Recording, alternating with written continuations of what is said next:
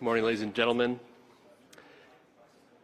At today's press conference, we will hear from Governor Cox, FBI Director Kash Patel, and Sheriff Mike Smith. We also have with us Utah DPS Commissioner Bo Mason, Lieutenant Governor Deidre Henderson, FBI Special Agent in Charge Robert Bowles, and local and federal law enforcement partners. Following the remarks today, Governor Cox, Director Patel, and Commissioner Mason will take questions. Thank you.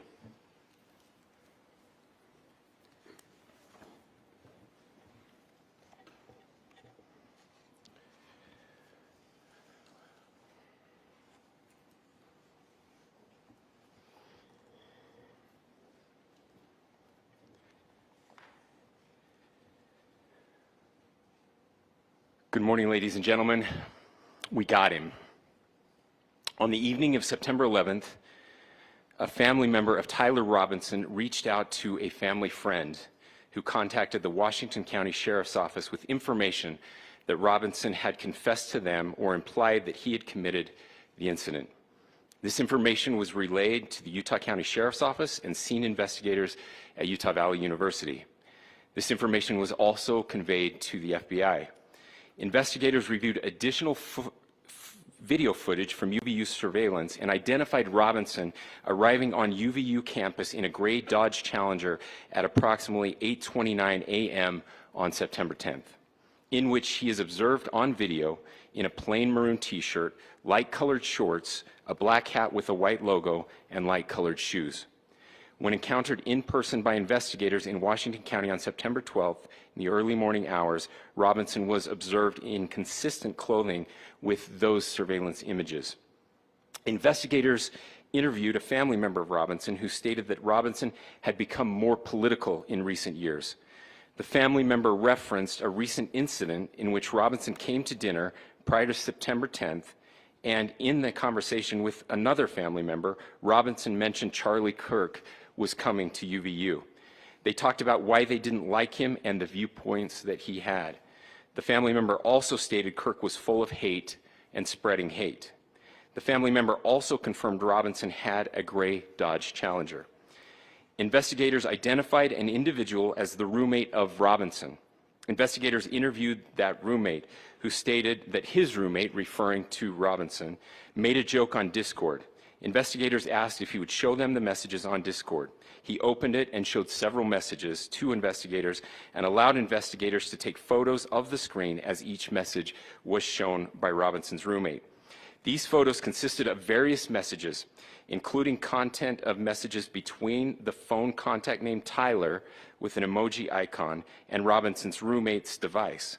The content of these messages included messages affiliated with the contact Tyler, stating a need to retrieve a rifle from a drop point, leaving the rifle in a bush, messages related to visually watching the area where a rifle was left, and a message referring to having left the rifle wrapped in a towel. The messages also refer to engraving bullets and a mention of a scope and the rifle being unique. Messages from the contact Tyler also mentioned that he had changed outfits. I know there has been speculation as well as to the writing on those casings, those bullet casings, and I believe we have that as well. And I will share that with you now. So the area north of Campus Drive Road where the suspect crossed over, you saw some of that in the video that we released last night, consists of a grassy area with trees on the edge of the UVU campus. Investigators discovered a bolt-action rifle wrapped in a dark-colored towel. The rifle was determined to be a Mauser Model 98 30-06 caliber bolt-action rifle. The rifle had a scope mounted on top of it. Investigators noted inscriptions that had been engraved on casings found with the rifle. Inscriptions on a fired casing read, "Notices, bulges, capital O-W-O, what's this, question mark." Inscriptions on the 3 unfired casings read, "Hey fascist, exclamation point, catch, exclamation point." up arrow symbol, right arrow and symbol, and 3 down arrow symbols. A second unfired casing read, "Oh Bella Ciao, Bella Ciao, Bella Ciao, Ciao Ciao," and a third unfired casing read, "If you read this, you are gay, LMAO." We are indebted to law enforcement across the state who has worked seamlessly together, local law enforcement, state law enforcement, and our federal partners with the Federal Bureau of Investigation. We're grateful for everyone who worked together in such a short amount of time to find this person and to bring justice. I want to thank the public who has been so engaged, reviewing videos, helping us with sending in tips, and helping us get to this point. I want to thank the family members of Tyler Robinson who did the right thing in this case and were able to bring him into to law enforcement as well. I especially want to thank the family of Charlie Kirk, Erica, Charlie's parents, his children. I want us to be thinking of them as we bring justice in this case. They will be involved in that justice. We will be working very closely with them as we move through this process as well. This is a very sad day for our country, a terrible day for the state of Utah. But I'm grateful that at this moment we have an opportunity to bring closure to this very dark chapter in our nation's history. With that, I will now turn the microphone over to the Director of the FBI, Kash Patel. Thank you, Governor. This is what happens when you let good cops be cops. The FBI and our partners are proud to stand here today together to bring justice to the family of Charlie Kirk and honor his memory. I want to express my deep gratitude to President Trump, the Vice President, and the entire White House who have been so incredibly supportive with both resources and just personally to the FBI as a team. They had our backs the entire way, and I just want to express my gratitude for giving us the resources we need to operate in this space to bring this sort of justice at this sort of speed. In 33 hours, we have made historic progress for Charlie. Governor Cox, our partnership has been absolutely incredible these last few days. Our partnership will endure. Your state and local partners, your sheriffs, your DPS community has been unbelievably impressive in the hardest of times. And a case like this cannot be solved, cannot be brought without partnering with your state and local authorities. The FBI has a certain role to play, and we will play that role, and we will lead out for the federal government. But Governor Cox, we are so grateful for your state partnership that led out on this investigation. A little bit of the timeline. Charlie was shot at 12:23 p.m. on Wednesday. The first FBI agents arrived on scene in 16 minutes with chiefs of police at 12:39 and secured the scene. The FBI immediately launched fixed-wing assets. We utilized these assets to transport personnel, specialty technicians, hostage rescue teams.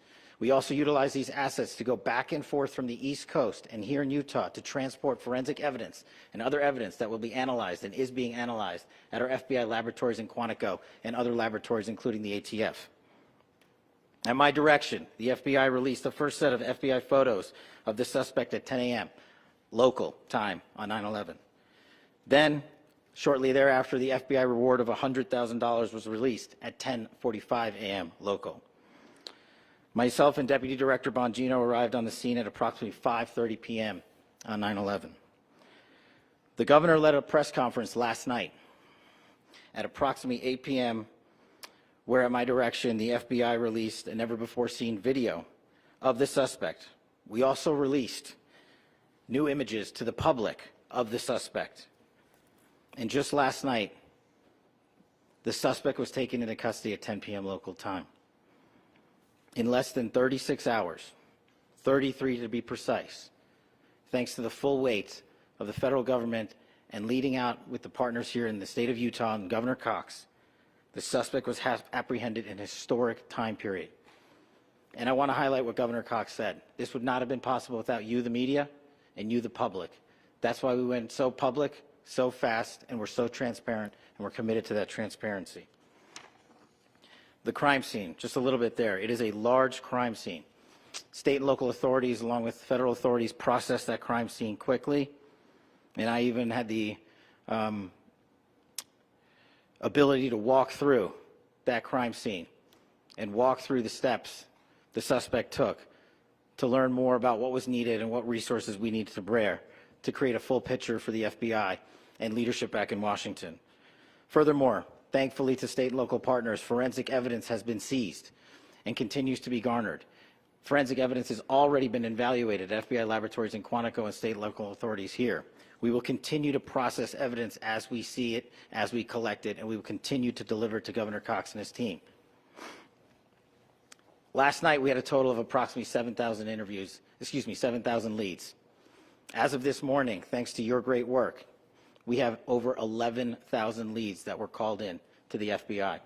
And we are running out every single lead that we can. Every one of those leads will be run out.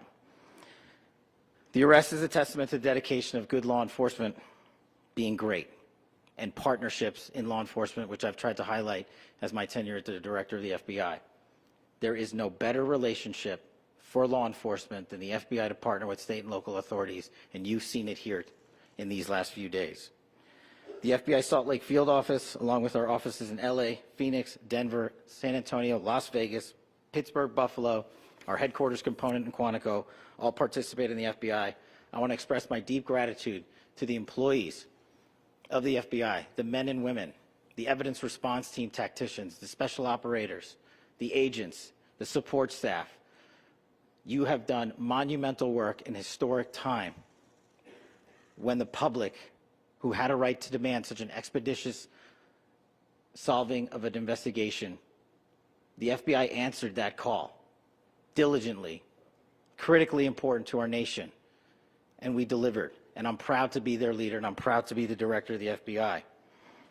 This is very much an ongoing investigation, as the governor said, and we will continue to work with state and local authorities to develop the investigation, to provide them the evidence they need for their ongoing prosecutions, and we will be here to answer every call they absolutely have, as long as it takes, for as long as we need to find and apprehend whatever suspects were involved in this crime. Lastly, to my friend Charlie Kirk, rest now, brother. We have the watch, and I'll see you in Valhalla.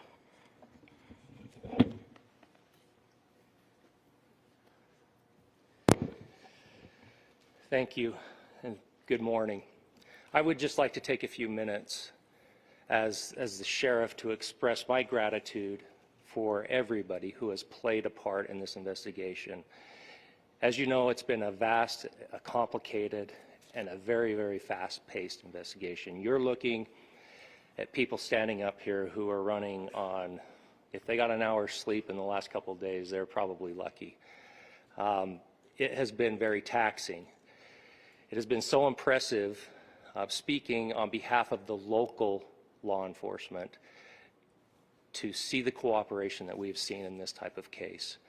Across the state, sheriffs, chiefs, our state partners have stepped up and have come to the call on anything that we needed. Our county chiefs have been phenomenal. Our Utah County Attorney, Jeff Gray, who's standing up here with us, has been phenomenal in leading us through this investigation. I would like to thank the federal government for their resources, their assets. Our local team here, our FBI team, has been extraordinary in helping us work through this and bring this person to justice. Most of all, I would like to thank the public, and specifically, I would like to thank the public who turned to prayers and who turned to positiveness for us. I would like to thank them on behalf of the law enforcement community, because we needed those prayers. That's what we needed to get through this. We needed your support, and you gave it to us.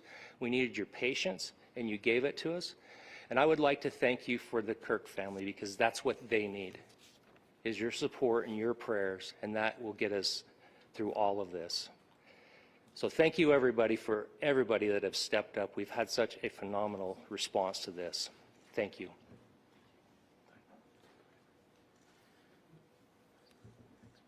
I also want to give a special thanks to the Attorney General and the Department of Justice. Their unwavering support and their commitment to justice is shown true here. And without AG Bondi and Deputy Attorney General Todd Blanche and the resources they brought to bear, we would not have been able to complete our mission.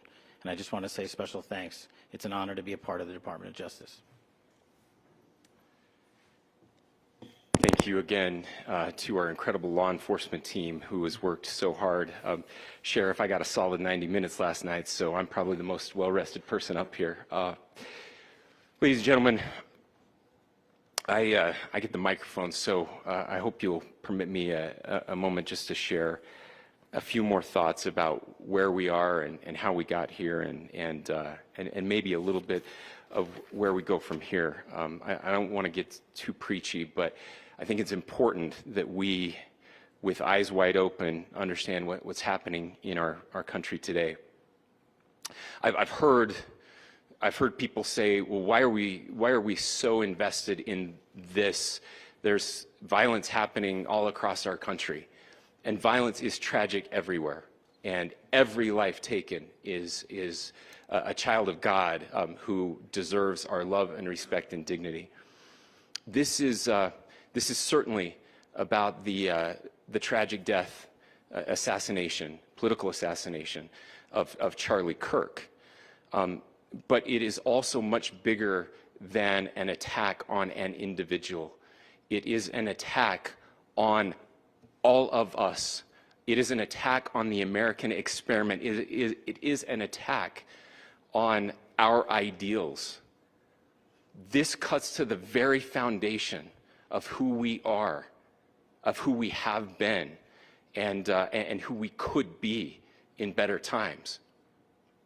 Political violence is different than any other type of violence for lots of different reasons. One, because in the very act that Charlie championed of expression, that freedom of expression that is enshrined in our founding documents, in having his life taken in that very act, makes it more difficult for people to feel like they can share their ideas, that they can speak freely. We will never be able to solve all the other problems, including the violence problems that people are worried about, if we can't have a clash of ideas safely and securely.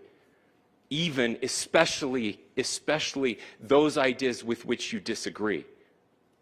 That's why this matters so much. Over the last 48 hours, I have been as angry as I have ever been, as sad as I have ever been. And it was, as anger pushed me to the brink, it was actually Charlie's words that pulled me back. I'd like to share some of those. And specifically right now, if I could, I need to talk to the young people in our state, in my state, and all across the country. As President Trump reminded me, he said, you know who really loved Charlie? The youths. And he's right. Young people loved Charlie, and young people hated Charlie. And Charlie went into those places anyway. And these are the words that have helped me. Charlie said, when people stop talking, that's when you get violence. He said, the weak can never forgive. Forgiveness is the attribute of the strong. The only way out of the labyrinth of suffering is to forgive. Welcome without judgment, love without condition, forgive without limit. He said, always forgive your enemies. Nothing annoys them so much. A few months ago, I referenced this last night, Charlie posted to social media, when things are moving very fast and people are losing their minds, it's important to stay grounded. Turn off your phone, read scripture, spend time with friends, and remember, internet fury is not real life. It's going to be okay. He again said, when you stop having a human connection with someone you disagree with, it becomes a lot easier to commit violence. He said, what we as a culture have to get back to is being able to have a reasonable agreement, where violence is not an option. Now, again, to my young friends out there, you are inheriting a country where politics feels like rage. It feels like rage is the only option. But through those words, we have a reminder that we can choose a different path. Your generation has an opportunity to build a culture that is very different than what we are suffering through right now.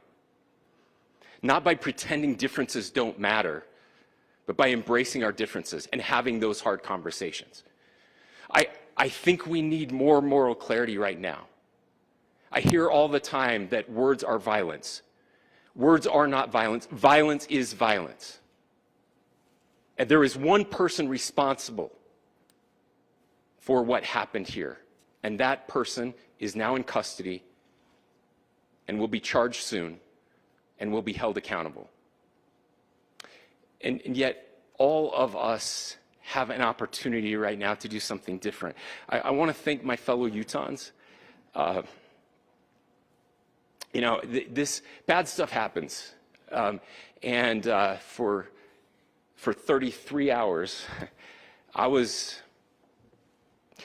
praying that if this had to happen here, that it wouldn't be one of us. That somebody drove from another state, somebody came from another country. Sadly, that prayer was not answered the way I had hoped for, just because I thought it would make it easier on us if we could just say, hey, we don't do that here. And indeed, Utah is a special place. We lead the nation in charitable giving. We lead the nation in service every year. But it did happen here. And it was one of us. But I want you to look at how Utahns reacted the last 2 nights. There was no rioting. There was no looting. There were no cars set on fire. There was no violence. There were vigils and prayers and people coming together to share the humanity. And that, ladies and gentlemen, I believe is the answer to this. We can return violence with violence. We can return hate with hate. And that's the problem with political violence, is it metastasizes. Because we can always point the finger at the other side. And at some point, we have to find an off-ramp, or it's going to get much, much worse. But see, these are choices that we can make. History will dictate if this is a turning point for our country. But every single one of us gets to choose right now if this is a turning point for us. We get to make decisions. We have our agency. And I desperately call on every American, Republican, Democrat, liberal, progressive, conservative, MAGA, all of us to please, please, please follow what Charlie taught me. I'll just conclude with words I share often from a friend and author, Yuval Levin, who was asked if he was optimistic about our country. And he said, I'm not optimistic. He said, I hate optimism. Like, that sounds bad. But he said, optimism is a vice. It's this idea that good things are just going to happen. And he said, in the history of the world, good things have never just happened. He says, I'm not optimistic, but I am hopeful. And hope is the virtue that sits between the vices of optimism and pessimism. Hope is the idea that good things are going to happen because we can make them so. I still believe in our country. And I know Charlie Kirk believed in our country. I still believe that there is more good among us than evil. And I still believe that we can change the course of history. I'm hopeful because Americans can make it so. Ladies and gentlemen, we're happy to answer any questions you might have. Governor, can you please speak to whether the suspect is speaking with authorities and his demeanor, Tyler Robinson, when he turned himself in? I cannot speak to that right now. Governor, how do you interpret the engravings on casing? Well, I will leave that up to you to interpret what those engravings mean. I think the clearest one that says "catch fascist," there's not, and by the way, that's like catch like a ball, catch this. That's I think that speaks for itself. Governor, you indicated that he had been communicating. Please. This level of hatred that this person expressed in the dinner. Beyond that, is there anything in your view that you discovered that may have radicalized or changed him to prompt him to commit such a horrific? There's nothing more that we can share at this time. Governor, you indicated that he had been communicating with a friend on Discord about the gun. Do you anticipate any more arrests? We do not at this time have any information that would lead to any additional arrests. Do you believe he acted alone? Yes, but the investigation is ongoing. Can you talk more about the family, what they had to say about the suspect? How he came into custody of police and where he is right now, Mr. Robinson? Yes, so right now, Mr. Robinson has been booked into the Utah County Jail. You heard the president this morning report that he was taken into custody, that his family and a friend helped to deliver him into custody of law enforcement in Washington County. For those of you that don't know where Washington County is, it is the southwesternmost part of the state of Utah. It's about a 3.5 to 4 hour drive from here, where we are right now, and that's where he lived and where they turned him in. Can you, Please, can go you here. talk more about what the family is saying about Tyler Robinson? I can't share any more than what I've already shared. Yeah.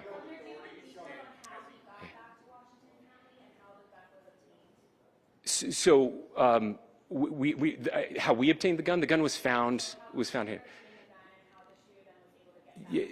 So I don't have much more details on that.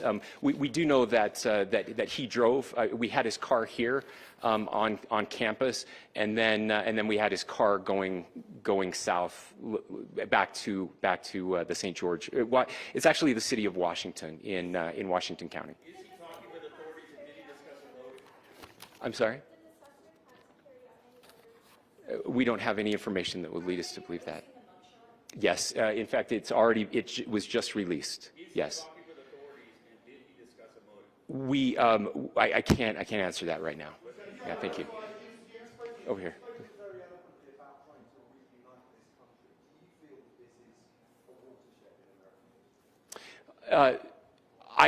I absolutely believe that this is a watershed in American history. Yes. The question is, what kind of watershed? And that chapter remains to be written. Is this the end of a dark chapter in our history, or the beginning of a darker chapter in our history?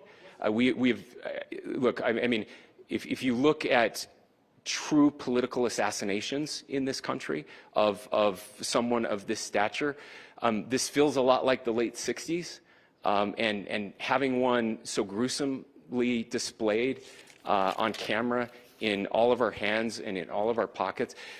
We are not wired as human beings biologically, historically. We have not evolved in a way that we are capable of processing those types of violent imagery. And by the way, we've seen another one with a gruesome stabbing very recently that went viral. This is not good for us. It is not good to consume. Social media is a cancer on our society right now. And I would encourage people to log off, turn off, touch grass, hug a family member, go out and do good in your community. That is happening, and it's happening organically right now. I had a friend in a small city in Utah who said, we're getting together, the Republicans and Democrats in my little town are getting together to have a discussion last night, just to find a way to find their better angels. So yes, this could be, I mean, again, you have to go back to JFK to have seen a video live of something like this happening. I wasn't born until 1975, but I know that things were really dark in the late 60s. Sorry to some of you. I know some of you were there. This is our moment. Do we escalate, or do we find an off-ramp? And again, it's a choice. It's a choice, and every one of us gets to make that choice. Two more questions right here. Could we clarify that the release of those enhanced images at 8 p.m., the timeline that Director Patel gave us, led to the arrest at 10 p.m.? Is there a direct connection between those two events? I cannot comment if there is a direct connection or not, but all I can say is that through some process, the family came to know that this had happened. One more thing, Governor. Could you just clarify the clothing issue you mentioned earlier? Was he changing outfits? Correct. Yes. So when he's first spotted on campus, he has different clothing on, and then he changes clothing on the roof, and then changed back into that clothing at some point, so that when he was apprehended, when he was arrested, the clothing matched the clothing he had on before the shooting here at UVU. Last question here. Yes. The suspect was from Utah. Can you kind of tell us a little bit more about where, and was he a student here at the school, and is there any history of mental illness? Yeah. So I don't have any information on the mental illness part. He was not a student here at UVU. He was living and had lived for a long time with his family in Washington County, in the southernmost part of our state. Thank you, everyone, for your great work in getting this information out. I would just say, process-wise, this may be important. I know many of you aren't familiar with the process in Utah. I think it's important that you understand that. Basically, we have 3 days for charging documents to be filed. A CI will be filed. We'll have more information then, more detailed information as those charging documents are filed in preparation for a preliminary hearing. So 3 days. So we would anticipate then that early next week those charging documents will be filed. We will obviously be working. The county attorney will be working very closely with Mr. Kirk's family as those documents and decisions are prepared and made. Thanks, everyone.